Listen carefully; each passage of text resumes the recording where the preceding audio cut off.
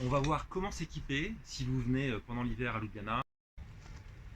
Je vous conseille d'avoir notamment une écharpe, une bonne écharpe, ça tient chaud, c'est pratique, c'est léger. Un bonnet, ça c'est hyper important pour pas avoir froid. Moi j'en mets un tous les jours de décembre jusqu'à la mi-mars. Une bonne paire de gants, ça c'est important aussi, vraiment des bons gants, pas des petits gants en cuir qui seront trop fins et vous allez avoir froid. Ça c'est exactement le type de gant qui va vous servir à rien en Slovénie, c'est trop fin, vous aurez très vite froid aux doigts. C'est beau, mais ça sert à rien. Je vous conseille aussi d'emporter un vrai manteau, pas un petit manteau, mais un manteau, une doudoune avec des plumes à l'intérieur, quelque chose de chaud. J'aime bien aussi avoir un collant quand il fait très froid, c'est très agréable. Ça permet d'avoir chaud, notamment au marché de Noël, lorsqu'on reste longtemps debout.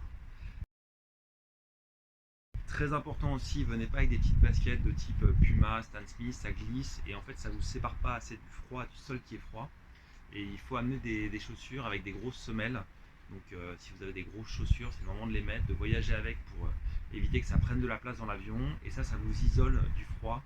Donc pas de petites semelles comme ça, mais plutôt une grosse semelle comme ça, enfin la plus grosse possible pour être isolé du froid.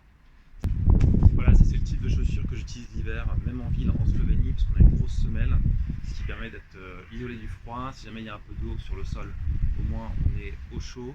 Donc sacrifier un peu le style et privilégier ce genre de chaussures. Je rajoute deux choses que j'aime bien utiliser l'hiver. On a ces lampes frontales, on en trouve à 5 euros, 10 euros chez Decathlon, ou alors une lampe tout simplement comme ça. Ça permet en fait de faire des randos de nuit dans la neige en Slovénie.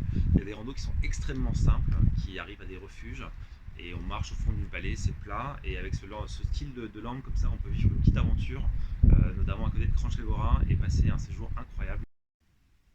N'oubliez pas aussi de la crème solaire si vous pouvez, ou du stick pour les lèvres. Si vous allez marcher dans la montagne et qu'il fait très beau, c'est comme au ski, si vous n'avez pas de crème solaire, ça va vous manquer et vous allez brûler. Si vous allez marcher en montagne, prenez aussi une paire de lunettes. Et moi j'aime bien aussi avoir une petite gourde comme ça, qui permet de s'hydrater quand on marche. Et l'hiver c'est important, si on n'a pas forcément très soif. J'ai remarqué qu'il faut quand même bien boire. D'autres éléments que je trouve sympa à amener l'hiver aussi dans sa valise, c'est une paire de chaussons bien chauds, comme ça quand vous êtes à l'hôtel ou dans une chambre d'hôte. Ça permet d'avoir bien chaud aux pieds le soir.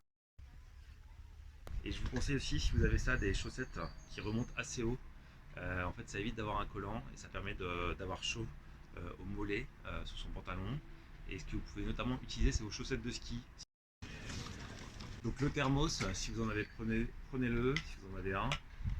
Ça permet de boire du thé chaud dans la montagne, ce qui est super agréable à tous les moments, même si vous allez trouver des petits refuges qui s'appellent ici des kochas, un peu partout où on sert du thé chaud. Donc, si vous n'avez pas de thermos, vous allez vous en sortir. Et vous pouvez aussi, si vous l'avez, le doubler d'une petite chaussette comme ça pour bien maintenir votre thermos au chaud. Mais en général, il ne fait pas non plus moins 40 ici et sans la chaussette rouge, ça passe très bien.